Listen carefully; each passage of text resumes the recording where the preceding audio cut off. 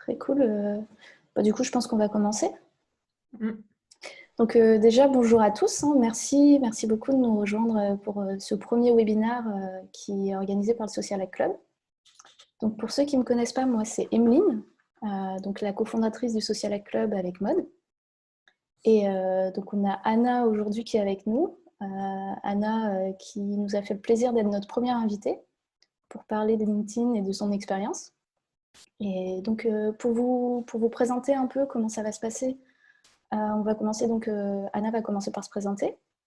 Puis après, on va parler de l'influence en tant que telle sur LinkedIn. Donc après, de savoir comment LinkedIn détermine l'influence, quels critères ils prennent en compte, etc. Et donc, à ce moment-là, Anna pourra nous faire son retour d'expérience là-dessus. Et puis enfin, on passera sur des conseils pour commencer sur LinkedIn et pour pouvoir augmenter son audience, faire des posts, etc. Donc si ça va à tout le monde, on va pouvoir commencer. Donc rebonjour Anna. Bonjour. Donc Anna, tu travailles chez PlayPlay, c'est ça? Tu es Ouais, growth manager. ouais, exactement. Et je te laisse te présenter, nous dire ce que tu as fait avant, ce que tu fais maintenant et pourquoi. Enfin voilà. Ouais. Du coup, je suis Anna. Actuellement, je suis growth manager chez PlayPlay. Donc, en gros, mon rôle, c'est de gérer tous les canaux d'acquisition de PlayPlay pour apporter plein d'opportunités commerciales aux leads. PlayPlay étant un outil de création vidéo pour les entreprises. Donc, j'ai toujours fait du marketing et un peu de communication aussi dans toutes mes expériences professionnelles. Et je suis aussi passionnée de développement personnel et aussi de développement professionnel, donc notamment tout ce qui touche à l'épanouissement professionnel. Donc, c'est un peu d'ailleurs les deux thématiques que je traite sur LinkedIn en ce moment, le marketing B2B d'un côté et l'épanouissement professionnel de l'autre. Ça, on y reviendra du coup sur comment choisir ces sujets. Est-ce qu'on doit parler obligatoirement de ce qu'on fait? Est-ce que ça doit être relié à notre métier direct? Ok, super. Alors du coup, on va commencer donc par parler du coup, de l'influence LinkedIn, parce que tout d'abord, si on a commencé par te proposer de faire un webinaire avec nous, c'est aussi parce que tu nous disais que toi, tu avais été approché par LinkedIn. Donc, donc je sais que tu as pu être en contact avec des membres de LinkedIn qui ont pu t'expliquer comment ça marchait. Mais tout d'abord, je voulais savoir comment toi, tu avais commencé. Pourquoi avoir choisi LinkedIn pour avoir commencé à publier? Comment ça s'est passé? Alors, à l'origine, tout début, j'ai rejoint LinkedIn parce que l'école de commerce dans laquelle j'étais me disait qu'il fallait absolument être sur LinkedIn, notamment pour trouver un stage. Et très vite, en fait, j'ai découvert que c'était un super outil pour partager mes astuces et mes bonnes pratiques. Je suis un peu la personne qui connaît toujours le bon petit tool pour faire tel petit truc, etc. Ou organiser des surprises ou des événements pour mes collègues. Et en fait, je répétais souvent mes idées à mes collègues, à mes amis, à mes proches. Et je me suis dit, pourquoi pas en faire bénéficier un plus grand nombre de personnes. Donc, c'est vraiment comme ça que j'ai commencé. J'ai commencé par écrire des articles sur LinkedIn. Et donc, je faisais des posts pour les promouvoir. Après, quand j'ai intégré le milieu des startups, j'ai dévié sur un côté un peu plus corporate avec la promotion des entreprises pour lesquelles je travaille. Donc, en ce moment, PlayPlay, par exemple. Et là, je reviens un peu plus doucement à ce qui a plus de sens pour moi. C'est plus des conseils pratiques pour améliorer son quotidien professionnel. Chez PlayPlay, je suis un peu la personne qui motive les troupes, qui organise plein de trucs un peu bizarres, des blind tests, des concours, de plein de choses, etc. Et du coup, j'aime bien partager ça aussi sur LinkedIn parce que je trouve que ça peut inspirer aussi d'autres personnes dans leur quotidien. Et donc ça, c'est le côté partage. Et ensuite, le côté rencontre, donc professionnel. J'aime beaucoup échanger avec notamment les cibles de mon entreprise. Donc, je contacte régulièrement des personnes en communication, en marketing, en RH, pour comprendre comment elles fonctionnent, comment elles créent du contenu, pour pouvoir ensuite, moi, créer du contenu dans le cadre de PlayPlay qui soit beaucoup plus pertinent et aussi rencontrer des personnes pour faire évoluer ma carrière professionnelle. C'est comme ça d'ailleurs que je suis arrivée chez PlayPlay grâce à la RH qui m'a trouvée sur LinkedIn. Ah oui, c'était comme ça? Ouais. Ah d'accord, ok.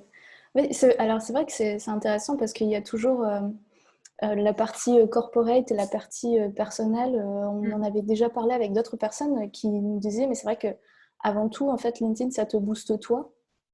Et donc, ça te booste que ce soit à travers ton poste, mais, ton travail, mais aussi après sur ta marque personnelle, pour un second emploi, quand tu veux changer de voie ou quoi. Complètement. Mais c'est pas si évident de jongler entre personal branding et brand, justement, de l'entreprise pour laquelle on travaille. Ouais, c'est vrai. C'est un vrai exercice d'équilibriste. C'est vrai, c'est vrai. Très bien. Alors, du coup, je voulais savoir aussi, du coup, si tu pouvais nous raconter comment ça s'est passé quand LinkedIn t'a contacté, pourquoi, Ouais. comment ça s'est passé? Du coup, c'était mi-juin et l'agence d'influence partenaire de LinkedIn m'envoie un message pour me proposer d'être influenceuse LinkedIn Story. Au départ, j'y ai pas vraiment cru et comme vous, quand vous avez lu le post de Maud peut-être, petit clin d'œil à certains, je me suis dit qu'en fait, j'étais pas du tout légitime pour être qualifiée d'influenceur. Enfin, j'ai pas une énorme communauté. Enfin, ça me semblait un peu absurde. Donc, on me proposait de découvrir la fonctionnalité en avant-première, de faire des retours produits directement à LinkedIn, de créer du contenu spécifique pour faire découvrir les stories à ma communauté. Tout ça gratuitement, bien sûr. Ça me permettait juste de mettre en avant mon personal branding. Donc au départ j'ai dit oui, j'ai dit bon de toute façon, j'ai pas non plus une énorme communauté donc je prends pas forcément de risques. Et en fait j'ai échangé avec LinkedIn récemment sur la façon dont ils ont choisi les personnes qu'ils ont qualifiées d'influenceurs parce que c'est vraiment comme ça qu'ils nous appellent. Hein. Après je considère pas être une influenceuse LinkedIn globale. En fait il y a différents types d'influenceurs qui sont classés en fonction du nombre d'abonnés et donc il y a ce qu'on appelle les nano-influenceurs qui correspondent aux personnes avec moins de 5000 abonnés, ce qui est mon cas, mais avec un bel engagement de la communauté. Donc ça, c'était un des premiers critères. Et ensuite, il y a d'autres critères. Il y a le côté activité intense. En fait, sur LinkedIn, c'est pas seulement poster, c'est aussi commenter, réagir au contenu des autres personnes de son réseau, c'est de faire des demandes de connexion, accepter des demandes de connexion, envoyer des messages privés. Et tout ça, ça compte dans les statistiques qu'utilise LinkedIn pour repérer de potentiels influenceurs, entre guillemets. Et il y a aussi un critère qui est la qualité du contenu, donc là qui est totalement subjectif et qui est sélectionné. Donc parfois vous avez d'ailleurs certains posts, je ne sais pas si vous voyez, ce post a été mis en avant par LinkedIn et ça c'est vraiment l'équipe éditoriale de LinkedIn justement qui va à la pêche au contenu de qualité. Donc voilà ce qu'ils ont considéré comme influenceur, quelqu'un qui a un bel engagement sur sa communauté, même si elle n'est pas forcément grosse, une activité très intensive sur la plateforme et un contenu de qualité. Ouais. Et du coup, pour revenir au partenariat, donc en fait, j'ai juste créé des stories qui ont été validées par LinkedIn, publiées soit sur mon compte, soit sur celui de LinkedIn. Récemment, on a été intégré à un groupe d'influenceurs, mais en France, en fait, les groupes, ça ne fonctionne pas du tout. Il y a juste le gars de l'agence partenaire qui partage. Et en fait, il a lancé plus récemment des ateliers en conf call avec, du coup, entre influenceurs ou entre partenaires, si on préfère ce terme-là, qui marche beaucoup mieux. Et en fait, c'est super intéressant parce qu'on fait beaucoup de feedback sur la fonctionnalité story, qui d'ailleurs, peut-être ne va pas rester si longtemps que ça, si on en croit nos échanges. Ouais, c'est vrai que ça n'a pas remporté un franc succès. Beaucoup de personnes critiquaient le manque de fonctionnalités, le fait que comparé à ce qui s'est lancé sur d'autres plateformes comme Facebook, Instagram, finalement c'est la bêta test de l'époque qui est sortie c'est sur vrai LinkedIn. que sur LinkedIn, on aime bien partager du contenu. Moi, j'aurais bien aimé pouvoir partager un article que j'ai lu et que je trouve génial. Et en fait, il n'y a pas la possibilité d'intégrer des liens. On peut très difficilement réagir. Les fonctionnalités de personnalisation sont assez limitées aussi. Du coup, c'est vrai que LinkedIn se pose pas mal de questions sur l'usage. Et souvent, je ne sais pas si vous avez remarqué si vous faites des stories, mais le nombre de vues sur les stories est vraiment très, très limité en comparaison de la portée des posts d'un post organique, par exemple. Donc, Mais c'est parce qu'en même temps, il n'est pas forcément poussé vers l'extérieur. Le but, je pense que si aujourd'hui beaucoup de personnes se posent la question de la pertinence de LinkedIn, c'est parce qu'il y a une poussée organique énorme et qu'à travers un post, tu peux toucher ton deuxième cercle, ton troisième cercle et avoir une audience qui est 10 fois celle de ton premier cercle. Alors que pour les stories, au final, c'est que ton audience de premier cercle qui sera impactée par tes stories. C'est aussi un peu ça la limite pour le coup. Mais voilà, du coup, c'est un peu là-dessus qu'on travaille. Mais parce qu'il vous incite, vous, à créer des émulsions entre vous par la suite, même en dehors du lancement des stories En fait, dans le groupe, à l'origine, ils nous donnaient un peu des idées de contenu pour que chacun puisse créer du contenu. Mais effectivement, ça n'a pas trop marché parce qu'on avait plutôt envie de créer le contenu qu'on voulait et pas forcément celui qu'on nous imposait, entre guillemets. Voilà. Ok. Alors juste pour revenir du coup sur ce que tu disais par rapport à comment mesurer l'influence sur LinkedIn. Ouais. En fait, c'est intéressant, je pense qu'on va en parler après dans les conseils, parce que tu dis, en fait, c'est pas juste poster, parce qu'il faut interagir avec la communauté, etc. Genre, tu pourras nous donner justement des conseils pour faire ça. Mais parce que je pense que c'est important que tout le monde réalise qu'au final, c'est le but de LinkedIn que d'avoir des membres actifs sur sa plateforme, enfin sur son réseau. Étant donné que je crois que les chiffres, c'était genre 5% de tous les utilisateurs de LinkedIn ou 10% en fait sont actifs et que sinon tout le reste c'est une audience morte et que justement en essayant de, quand on dit qu'ils essayent de se facebookiser, c'est aussi pour inciter plus d'engagement, pour inciter à ce que les gens soient plus réactifs sur le réseau et ça rentre un peu dans l'idée que tu disais. Ouais, complètement. Et aussi, juste pour revenir sur la notion d'influence, en fait, souvent, on a en tête les LinkedIn Top Voices. Je ne sais pas si vous voyez, qui ont souvent un badge Bill doré Gates. avec LinkedIn Premium, mais en fait, souvent, c'est des CEO ou des PDG d'énormes boîtes qui, en fait, c'est des statuts qui sont quasiment inaccessibles. C'est des personnes qui sont déjà connues, et pas grâce à LinkedIn. Et du coup, LinkedIn, quand ils évaluent l'influence, donc ces personnes-là, elles sont suivies par une énorme communauté.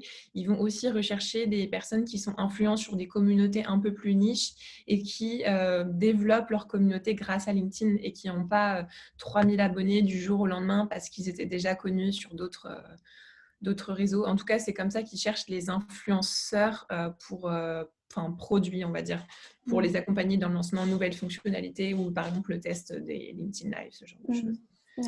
Il y a vraiment deux niveaux d'influenceurs. Ce qui paraît logique. Alors, pour finir, du coup, sur l'influence LinkedIn en tant que telle, je voulais te demander aussi comment tu procèdes, toi, pour élargir ton réseau. Parce que justement, quand on parle d'influence, un des critères qu'on prend en compte, c'est les abonnés, les connexions. Est-ce que tu conseillerais, toi, d'accepter tout le monde, d'aller justement vers les autres en les ajoutant comment tu procèdes?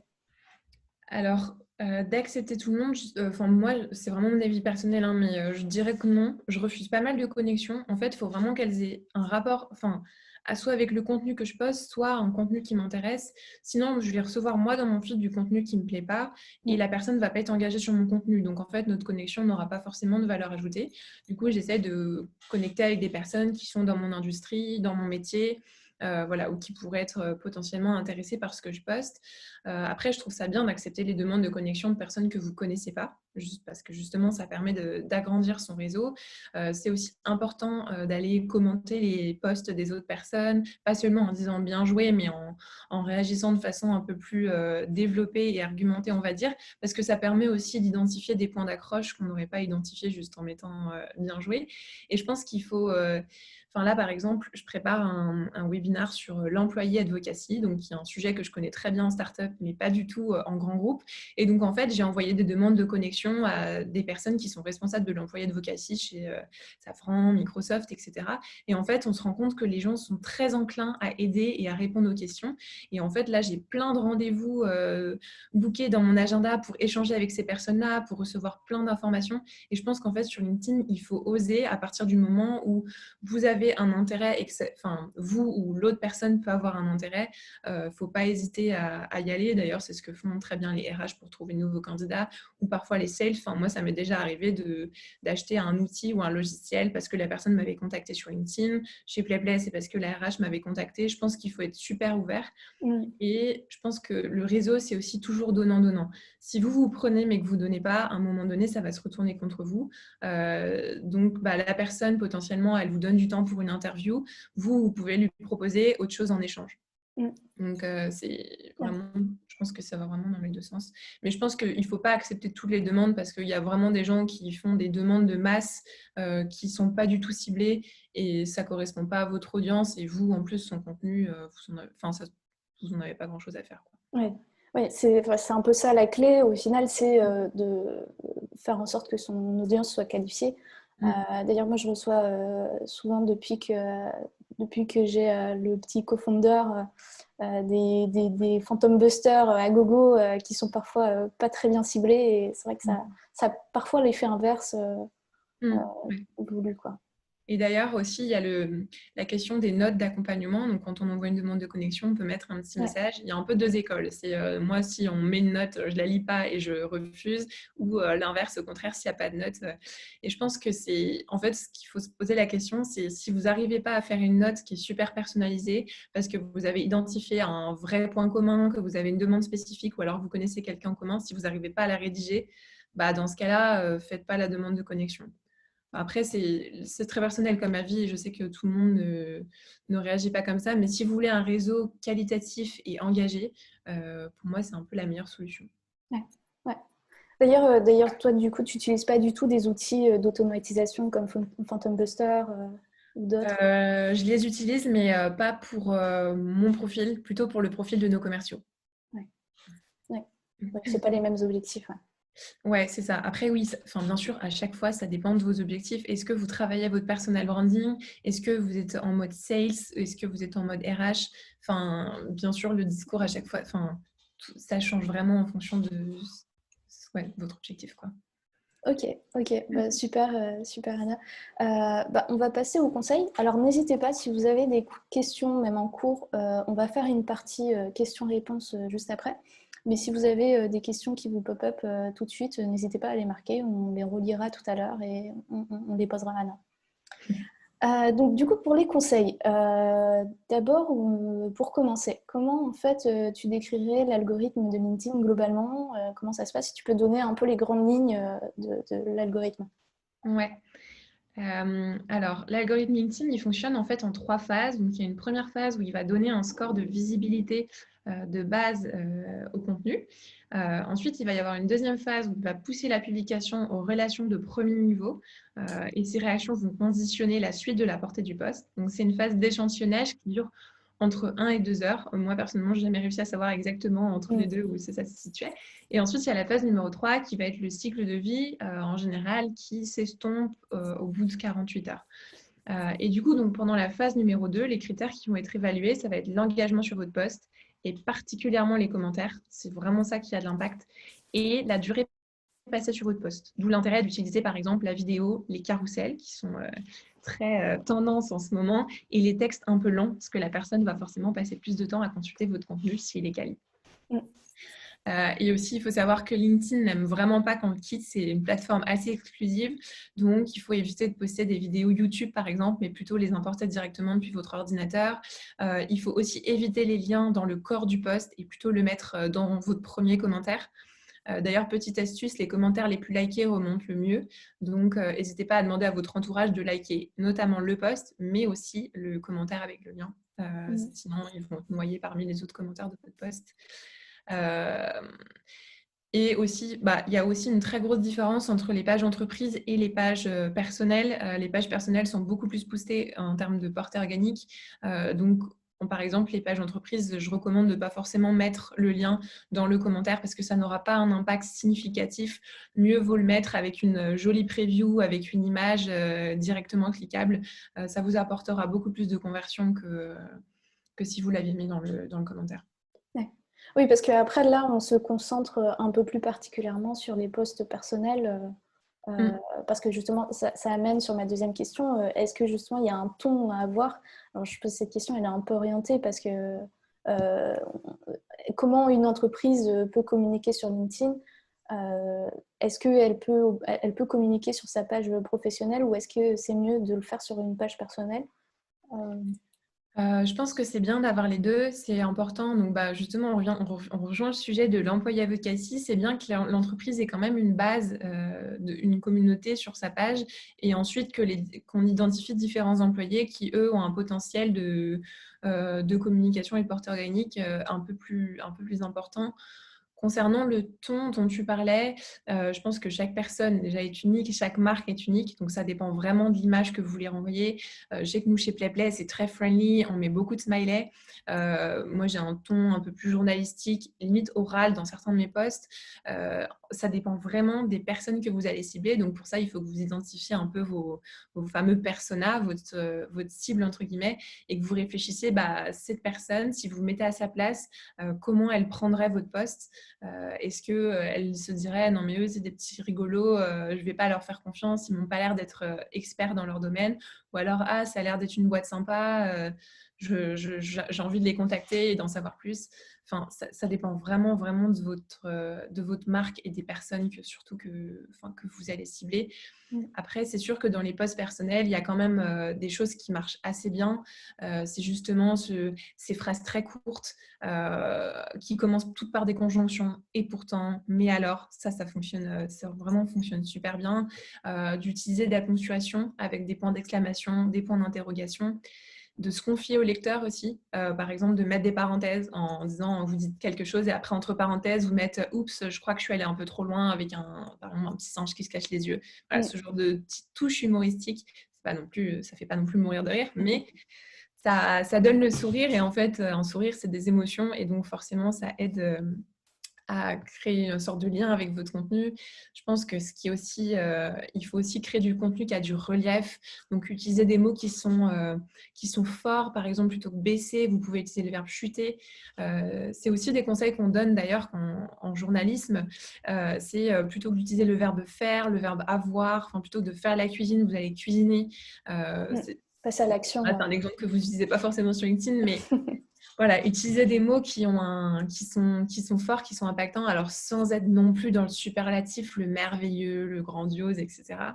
Il faut quand même être un peu limité. Et puis aussi utiliser des expressions un peu rigolotes, comme plutôt que de dire qu'une femme lit très vite, on peut dire qu'elle lit plus vite que son ombre, par exemple. Je pense que ça, c'est plus des petits conseils de copywriting, mais ça va forcément impacter votre ton. Et je pense qu'effectivement, quand on écrit sur LinkedIn, c'est plus un langage, on va dire, parlé que des longues phrases avec des participes présents, des conjonctions en milieu de phrase, etc. Il y a une grosse demande pour de la sincérité ou en tout cas de la pseudo-sincérité sur les posts LinkedIn.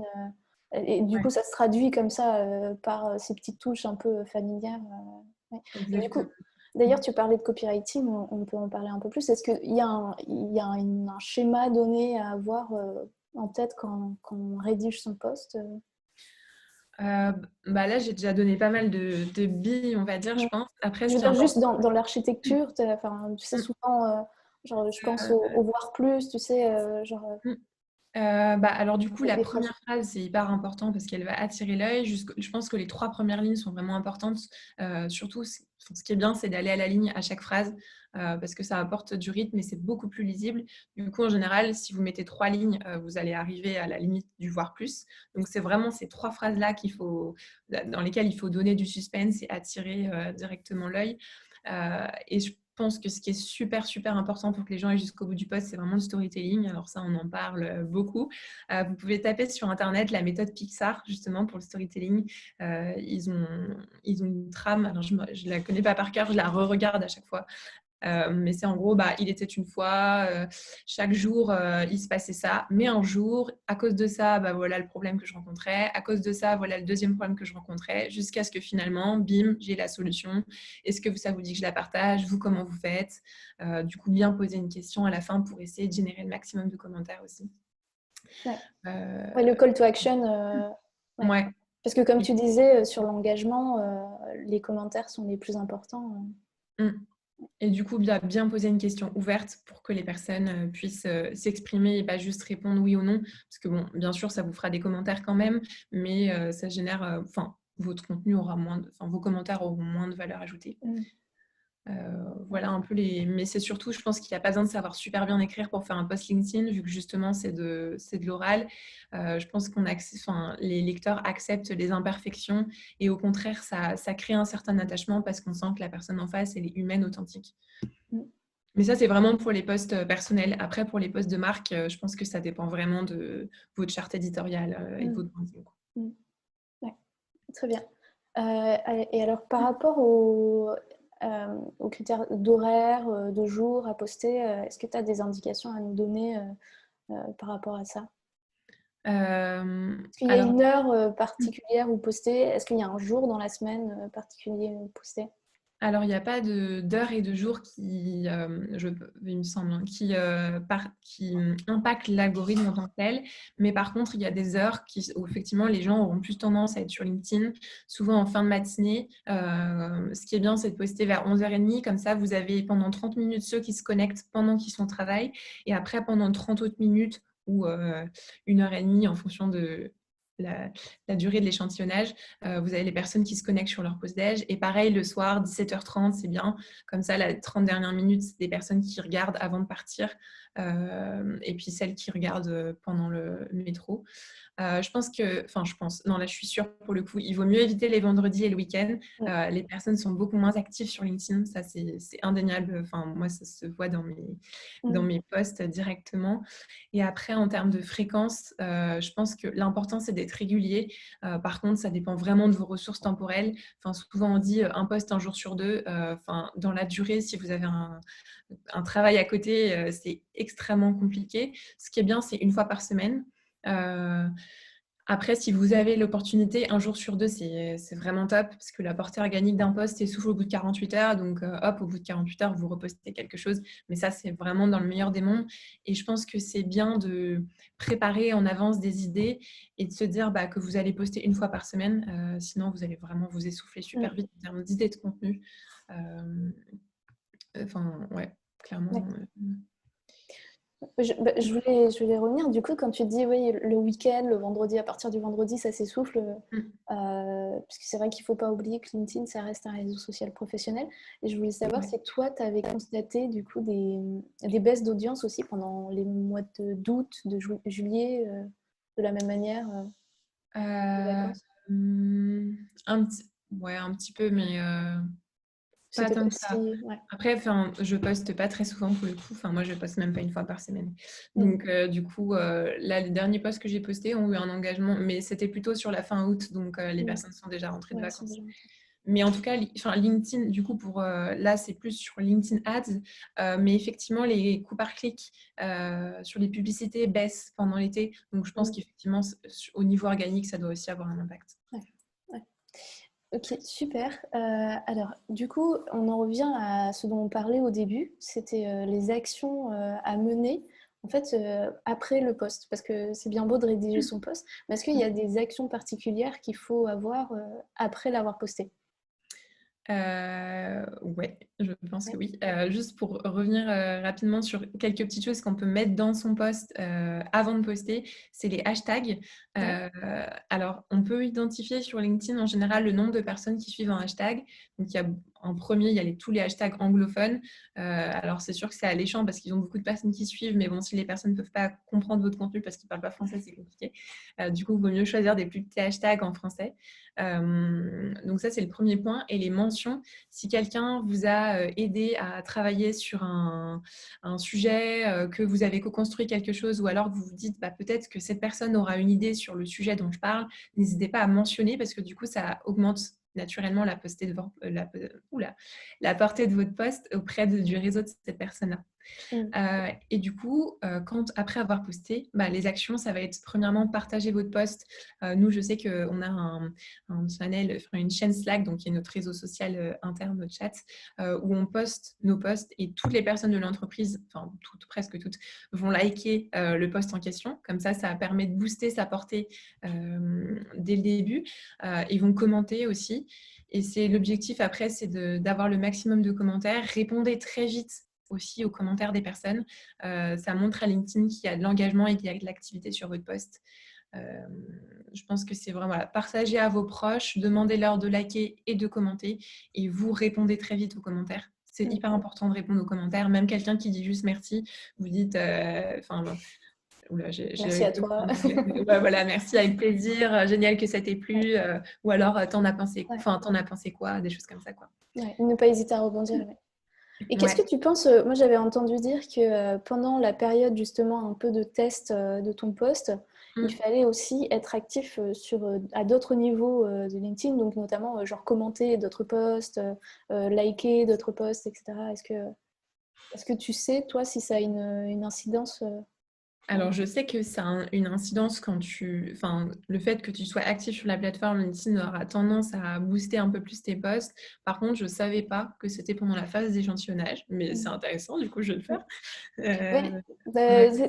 Pendant la phase d'échantillonnage, même après, en fait, après, ce qui semble un peu logique, dès le moment où finalement, si toi, tu es réactif peut-être sur un autre post, ça drive automatiquement. Ouais, c'est possible. Bah, franchement, écoute, je me le note. Nickel. Ouais. Et par rapport à ça, est-ce que tu as un autre cours, toi, au pods? Toi, tu me parles de chaîne Slack en interne avec PlayPlay, mais est-ce que tu as déjà utilisé les pods? Alors, j'ai utilisé au tout début, vraiment, dans mon ancienne, entreprise. Pour ceux qui ne savent pas juste peut-être ce que c'est qu'un pod, en gros, c'est une extension LinkedIn où vous allez rejoindre des groupes et dans ces groupes, vous partagez le lien de votre post LinkedIn et les personnes vont automatiquement liker votre post sans action de leur part et vous allez aussi liker les leurs. Et du coup, là est la limite. C'est-à-dire que vous vous mettez à liker n'importe quoi et que toute votre communauté voit ce que vous likez. Donc, à un moment, moi, je me mettais à liker des photos de filles en maillot de bain, ce genre de choses. Et du coup, mes amis me disaient, mais t'as vraiment voulu liker ça? Je disais, non, non, non. Donc ça, c'était la première raison pour laquelle j'ai voulu arrêter. Après, je trouve que c'est quand même mieux de construire sa communauté petit à petit, de l'engager, qu'elle soit là depuis le début. Bon, ça, c'est le côté un peu éthique, on va dire. Et ensuite, je trouve que c'est très visible quand quelqu'un utilise un pod. En général, on voit tous les gens qui like. C'est soit des personnes en growth marketing, soit des personnes qui sont dans où il y a écrit product manager, etc., soit des entrepreneurs. Donc, c'est assez vite visible et les commentaires sonnent très, très faux. Et LinkedIn les repère de plus en plus. Du coup, je pense que c'est un peu dangereux. Mais ouais, moi, je pense que ça fait 2 ans que je n'ai pas utilisé les pods. Après, on les a utilisés un petit peu chez PlayPlay, justement. On avait juste un groupe PlayPlay où il y avait tous les membres de PlayPlay. Du coup, ce qui fait que quand je partageais un post de PlayPlay ou un post d'un client de PlayPlay, parce qu'on aimait bien sa vidéo, du coup, tout le monde likait automatiquement.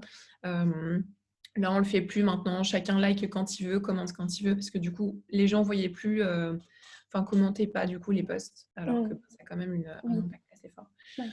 Du coup, chacun fait ce qu'il veut. Je pense que c'est quand même bien de jouer le jeu de LinkedIn et de jouer le jeu de l'algorithme et de faire en sorte que ce soit totalement organique et naturel. Mais si vous avez envie de booster la portée de vos posts très rapidement, c'est un bon moyen, ouais.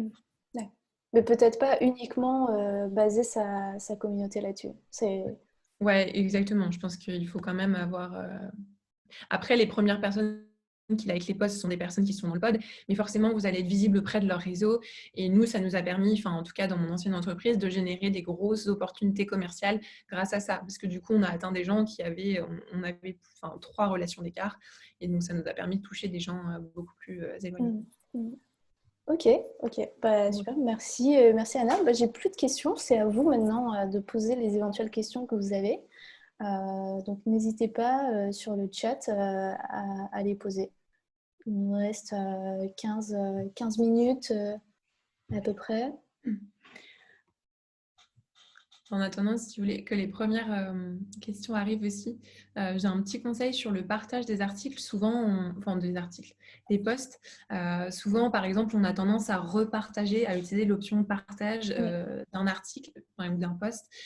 Il vaut mieux reprendre l'article, le lien, remettre le lien, refaire un post natif en fait, et mentionner la personne et mentionner l'entreprise qui l'a partagé, parce que vous pouvez regarder sur les profils des personnes qui parfois postent organiquement et parfois partagent juste, et en fait LinkedIn le pousse beaucoup moins et il y a beaucoup moins de likes, beaucoup moins de commentaires. Par contre, il faut bien mentionner la personne parce que je ne sais pas si vous connaissez Copypost. En gros, c'est un compte LinkedIn qui repère les plagiats. Donc, les personnes se disent tiens, ça, j'ai déjà vu ce post ailleurs. Hop, on tag Copypost. Et ensuite, régulièrement, ils partagent des posts qui ont été plagiés en mettant bien en avant la personne qui l'a créé. Quand même se méfier. Oui, c'est vrai que ça devient comme sur Twitter où finalement tout reste et les personnes ont tendance à être affichées C'est-à-dire qu'il y avait de la copie. Et d'ailleurs, en parlant de copier, etc., souvent c'est parce qu'on cherche de l'inspiration qu'on peut être en panne d'inspiration. Et je pense que c'est important, pour trouver l'inspiration, moi ce que je fais, c'est si je répète souvent un conseil ou une idée ou une méthode, ou que je dis souvent, ah bah tiens, tu connais pas cet outil, bah, je vais avoir tendance ensuite à le partager sur LinkedIn en me disant, bah, si ça peut bénéficier à mes collègues, mes amis, ma famille, et ben peut-être que ça peut bénéficier à d'autres personnes. Alors, tu as des petites questions. Alors, tu as Ouais. Camille qui te demande qu'est-ce que tu penses des hashtags sur LinkedIn? Est-ce que c'est utile ou pas? Est-ce que c'est si intéressant que ça? Ou pas si Ouais, intéressant? c'est ce que je disais tout à l'heure. Ça booste la portée de votre contenu. Après, j'ai pas fait de test sans et avec, mais quand j'ai échangé avec LinkedIn, justement, on leur a posé la question et apparemment, oui, si vous choisissez les bons hashtags. Et comme je disais, mieux vaut choisir des hashtags de niche en français plutôt que de choisir des hashtags genre hashtag social media qui est très très large et qui va avoir un impact du coup limité parce que les personnes qui vont chercher ce hashtag, souvent, elles parlent pas français. Tu as aussi une question de Ikram. Est-ce que les articles LinkedIn sont beaucoup moins mis en avant contrairement aux posts?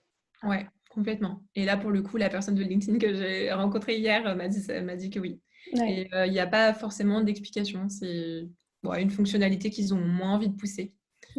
C'est vrai qu'à l'époque, au tout début de LinkedIn, c'était quelque chose Mm. de très mis en avant, les articles. Ouais, alors que là, quand on partage un article, bah, du coup, au départ, j'écrivais pas mal d'articles et j'en ai repartagé l'année dernière, longtemps après les avoir écrits. Et effectivement, la portée des posts s'essouffle très vite. Mm. Mais oui, du coup. Alors, tu as Vincent qui te demande les posts versus articles. Mhm. Il dit avoir vu des utilisateurs mettre des articles plus poster ensuite des parties de leur propre article. À quoi bon faire cela? Et ben, je pense que c'est un peu dans le même ordre d'idée que la question d'Ikram, c'est que en fait, leur article n'a pas dû avoir suffisamment de vues et la portée organique du partage de l'article n'est pas suffisamment important. Et ensuite, ça permet aussi de faire une sorte de teasing. Enfin, si tu postes une partie de ton article et que les gens trouvent ça intéressant, bah, ils vont aller voir la suite de ton article. Alors qu'en général, quand tu partages ton article, tu ne partages pas de partie vraiment. Je pense que sur LinkedIn, les gens ont plus tendance à rester sur la plateforme, sur le feed. Et donc, du coup, si tu leur apportes le contenu directement, bah, il y aura aussi plus d'impact que s'ils doivent cliquer sur le lien. Du coup, je pense qu'il y aura moins d'engagement derrière. Et c'est aussi pour ça, je pense, que LinkedIn valorise moins les articles. Si tu cliques sur l'article, tu vas le lire, mais derrière, tu vas moins commenter, tu vas moins mettre de likes. Mm. Ouais, Voilà. très bien. Alors, tu as Andrea qui te demande, alors vous avez mentionné des outils software qui fonctionnent sur LinkedIn, par exemple des outils RH ou autres, pouvez-vous les décrire? Alors, Des outils RH. qui fonctionne sur Je, LinkedIn. je... Oui, vas-y, Anna. Est-ce que, Andrea, tu peux juste reformuler ta question? Voilà, on reviendra sur la question Ouais. de Andrea, du coup. Alors, Sylvie, qui demande quelles questions ou remarques à faire sur les postes des institutions publiques, hors personnalité politique, bien sûr. Alors, ça dépend ce qu'on entend par institution publique. Du coup, nous, chez PlayPlay, pour le coup, on a beaucoup de personnes qui postent, enfin, on a beaucoup de clients qui sont social media managers ou chargés de com, et on a beaucoup de clients qui sont des régions, par exemple, et qui postent. La vidéo fonctionne très bien pour ces. Il génère beaucoup d'engagement pour ce genre d'institutions publiques-là. D'ailleurs, il y en a qui font des vidéos, enfin, des super reportages, etc. Enfin, je n'ai pas de conseils particuliers pour les institutions publiques. À mon avis, c'est comme toutes sortes d'organisations, c'est aussi le ton que vous avez choisi. Enfin, je sais que il y a des régions qui vont avoir des tons un peu rigolos, un peu humoristiques. Il y en a d'autres qui vont être très sérieux. Il y en a qui vont apporter des conseils super pratiques. Il y en a qui vont faire des reportages justement sur leur région. Il y en a d'autres, c'est plus pour apporter de l'information. Enfin, ça dépend toujours de votre objectif et de la charte, en gros, de votre marque. Parce qu'en fait, une institution publique, je pense que c'est aussi une marque. Et je pense qu'il faut peut juste pas être dans les conseils bateaux, mais ouais, en fait, c'est apporter du contenu avec un angle un peu différent que ce qu'on peut voir sur les autres canaux de communication, genre sur le site web, par exemple. Mais D'ailleurs, par rapport à ça, on l'avait un peu évoqué, mais est-ce qu'il faut absolument que ce soit une personne qui soit mise en avant à travers LinkedIn? Parce qu'il y a cette grande question, c'est un peu encore la question du corporate et du branding personnel, mais est-ce que vraiment on peut... est-ce qu'il faut absolument mettre quelqu'un en avant pour la marque ou est-ce que ça peut se faire à travers la marque en elle-même? Pas forcément. Je pense que ça peut très bien marcher si on est simplement une page entreprise. Après, je pense que pour le coup, c'est très, très puissant, le fait de s'appuyer sur les membres de l'entreprise. Enfin, je pense que ça décuple, les deux sont très complémentaires. Je pense que vraiment, c'est une stratégie, si on peut la mettre en place et qu'on a des personnes qui sont motivées dans l'entreprise, qui sont un peu, qui ont une affinité particulière avec les réseaux sociaux, qui sont engagées positivement pour l'entreprise, qui croient en leurs produits, qui croient dans les actions de l'entreprise. Hein. C'est pas forcément un produit, ça peut être de la RSE, ça peut être une politique RH, de commentaires. Je pense qu'il faut surfer sur la vague. Moi, c'est vraiment ma recommandation et nous, c'est ce qu'on fait chez PlayPlay et c'est vraiment grâce à ça qu'on génère de nouvelles opportunités commerciales, qu'on augmente la notoriété de la marque. Il faut savoir qu'en général, une marque a 10 fois plus de connexions. Un employé a 10 fois plus de connexions qu'une marque. Donc, forcément, vous allez avoir plus d'impact. Et il suffit que 5 personnes de votre entreprise et 1000 personnes dans leur réseau et partagent un post. Bah, ça fait déjà 5000 personnes et il suffit qu'ils fassent ça 10 fois par mois. Bah, je suis très nulle en maths, mais je crois que ça fait 50 000. Donc, ça veut dire qu'il y a potentiellement 50 000 points de contact. C'est beaucoup plus fort que juste une marque qui, elle, va avoir 1000 abonnés et dont les 3 quarts ne vont pas être engagés, quoi. Ok, alors on a une question de Full Stack Joe qui demande des conseils sur le paragraphe de présentation du profil. Ah, c'est vrai que c'est un sujet qu'on n'a pas abordé. Quelle incidence sur l'algorithme? Alors, je sais que sur la description, vraiment le titre de votre métier, en gros, juste sous votre nom, a un impact dans la barre de recherche. Par exemple, si vous mettez Growth Manager, forcément, quelqu'un, quand on va taper Growth ou Marketing, ou moi j'ai mis par exemple Inbound Marketing, les gens qui vont taper ça, vous allez remonter dans les premiers résultats. J'ai l'impression que, pour moi, la description n'a pas forcément d'impact, mais je voudrais pas dire de bêtises. Là, j'avoue que je sais pas du tout. Je crois que ça participe, en fait. De toute façon, tu es obligé d'avoir une description pour pouvoir avoir l'expert absolu. Et je crois qu'en tout cas, c'est un prérequis. Je ne suis pas sûre que ça ait un impact fou, mis à part peut-être genre de stopper les gens sur ta page et donc de créer plus d'intérêt. Ça, c'est... Après, c'est important de la remplir, oui, effectivement, parce que plus ton profil est complet, plus LinkedIn aura tendance à penser que tu es un utilisateur sérieux. Et après, des conseils, si c'est sur la rédaction, sur l'algorithme, honnêtement, je ne pense pas qu'il y ait vraiment d'impact, si ce n'est le fait d'avoir une description. Après, en termes de ton, encore une fois, ça dépend ce que vous faites et quel est votre objectif. Vous pouvez d'ailleurs exprimer clairement votre objectif. Il y en a qui racontent un peu, qui utilisent une citation, il y en a d'autres qui disent juste voilà mes compétences. Et ça dépend vraiment des affinités de chacun et de ce à quoi vous visez, quoi. T'as Andrea qui te demande est-ce que tu aurais un livre ou une ressource à recommander sur ce sujet? Alors du coup, depuis que je suis sur LinkedIn, je lis moins de livres sur le business et le marketing parce que du coup, LinkedIn m'apporte beaucoup de choses. Je vous recommande, si vous voulez découvrir quelqu'un qui a une super ligne éditoriale et qui fait des posts qui percent de fou, c'est Grégoire Gambato ou Gambetto de Germinal. Que je vous conseille fortement de suivre. Quelqu'un qui donne des super conseils sur LinkedIn aussi, c'est Christopher Piton. Vous verrez, il a un profil avec une photo avec un fond jaune très voyant. C'est aussi une super personne à suivre. Et après, qu'est-ce que je réfléchis à ce que je pourrais d'autre sur LinkedIn. Grégoire, c'est vraiment un super exemple. Et pour le coup, vraiment Germinal, en termes de communication et d'employé advocacy, donc lui, c'est plus que de l'employé parce que c'est le CEO, mais ils sont vraiment très, très forts. Donc, n'hésitez pas à aller regarder ce qu'ils font. C'est important de s'inspirer, en fait, d'avoir un peu un pool de personnes un peu inspirantes pour pouvoir soi-même rédiger son contenu. Exactement. Je sais que nous, on a, à titre personnel, avec le Social Club, on a commencé comme ça à s'inspirer un peu, à regarder un peu ce que faisaient les autres. Mm. Euh, Bah, c'est ça en fait, faut regarder ce que font les autres. Si vous voyez un contenu que quelqu'un a liké qui vous plaît, d'une personne qui peut vous intéresser, bah, n'hésitez pas à les suivre. Après, bon, on évite de copier, mais en fait, ça peut vous donner des idées de contenu aussi et les attaquer dans un angle, enfin prendre un angle différent pour les traiter. Donc ça peut être assez cool. Alors, je ne sais pas si on aura le temps du coup de poser toutes les questions. Rapidement, Teslim qui demande sur les groupes LinkedIn. Alors, on en a parlé. Tu disais que les Ouais. groupes LinkedIn, ça ne suscitait pas énormément d'engagement en France. Mm. Que ça marchait parfois ailleurs, mais pas forcément en France. Ouais, en En tout France, cas pour le moment. rien de fou. Et moi, j'avoue que je suis dans pas mal de groupes et en fait, il y a quasiment aucune activité et très très peu d'engagement. Mm. Après, je Alors, vois différence en termes de portée post vs carrousel.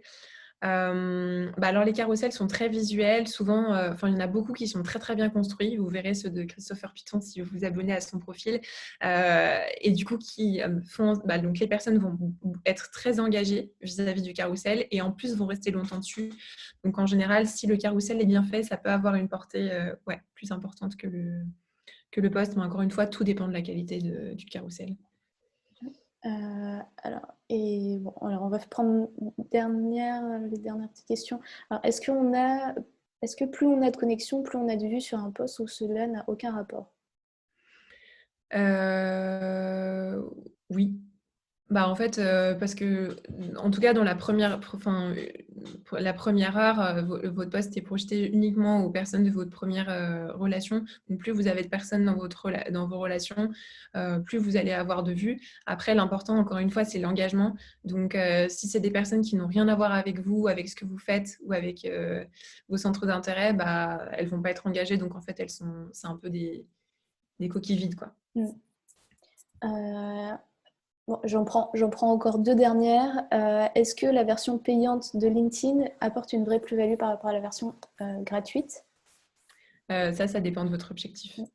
Ouais. Si vous avez un objectif de vente, clairement, je pense que c'est hyper intéressant. Un objectif de vente ou alors que vous recherchez un emploi ou que vous recrutez, c'est hyper puissant. Après, moi, j'avoue que j'ai eu accès à LinkedIn, la version payante, et c'était plus en mode, bon, bah, je vais aller voir les profils des gens sans qu'ils voient que j'étais voir leur profil, quoi. Ça me servait plus à ça. Du coup, j'avais tendance à plus aller sur LinkedIn pour faire ça, mais bon, Et en soi, c'est bien aussi. Moi, je sais que avant, au tout début, quand j'ai commencé sur LinkedIn, j'avais un peu l'appréhension de me dire, ah, je vais aller espionner les gens, ils vont voir que je regarde leur profil. Et au final, ça crée des interactions, de pouvoir laisser les personnes voir que tu consultes leur profil, de voir que tu t'intéresses peut-être à leur contenu, etc. C'est pas... Oui, alors après, ça dépend dans quel cadre tu fais ça, tu vois. Si tu, si tu Moi, j'avoue que stalkais c'était un après... peu plus en mode espion. Ouais, Alors, qu'est-ce que cette personne a fait? Et je voulais pas forcément qu'elle sache que j'avais été voir. oui, oui, c'est J'avoue que vrai. c'était Si vous voulez c'était un peu stalker, filou. si vous voulez Voilà, stalker, prenez la version payante de LinkedIn. franchement, mais bon, après, c'est quand même assez coûteux franchement, on peut très bien se passer de stalker les gens. Donc, c'est quand même, le coût bénéfice, c'est quand même assez élevé. Ok. Et donc, bon, bah, la dernière question, la toute dernière, je suis désolée pour ceux auxquels on n'aurait pas pu répondre à leurs questions, c'est qu'est-ce que tu penses de la fonction LinkedIn Ads? Est-ce que c'est nécessaire? Non, c'est pas nécessaire. Nous, on l'utilise chez PlayPlay. On l'utilise beaucoup. Ça nous permet de générer des leads sur notre essai gratuit. Et ça fonctionne assez bien. Après, je pense qu'il faut que le panier moyen de vos clients soit assez élevé parce que c'est très coûteux. Et ça fonctionne assez bien aussi sur du contenu. Si vous avez des e-books ou des livres blancs à proposer, ça vous permet de générer des leads. Mais il faut savoir que ça reste assez cher et que vous êtes sur des coûts par lead, je pense, de lead qualifié, je veux dire, entre 60 et 150 euros. Donc, il faut vérifier que vous puissiez rentabiliser. Et je pense que c'est absolument pas indispensable. Beaucoup de marques percent sur LinkedIn sans avoir de stratégie de publicité payante. Ok, ok. Bon, merci pour toutes ces réponses, Anna. C'était un vrai plaisir, en tout cas, de discuter avec toi. J'espère que ça vous a plu aussi. N'hésitez pas donc à prendre contact avec Anna si vous pensez que vous avez un point commun avec elle, que son contenu vous intéresse. N'hésitez pas non plus, nous, à nous suivre le Social Hack Club sur LinkedIn ou de prendre contact avec moi ou Maud. Et nous, on a en préparation aussi d'autres webinaires. Donc, n'hésitez pas à rester in touch pour poursuivre cette activité. Si tu veux rajouter quelque chose, Anna. Non, merci au Social Club de m'avoir invitée en tant qu'influenceuse, même si Tu on a vu mérites ce que titre. chacun avait sa définition. C'était un plaisir de partager ce moment. Et puis, n'hésitez pas, si on n'a pas répondu à vos questions, à m'envoyer un message privé sur LinkedIn. Ça pourra booster peut-être la portée organique de vos posts. Mais c'est avec plaisir, en tout cas, j'essaierai de prendre le temps d'y répondre. Ok, super. Bon, bon après-midi à vous tous et merci encore.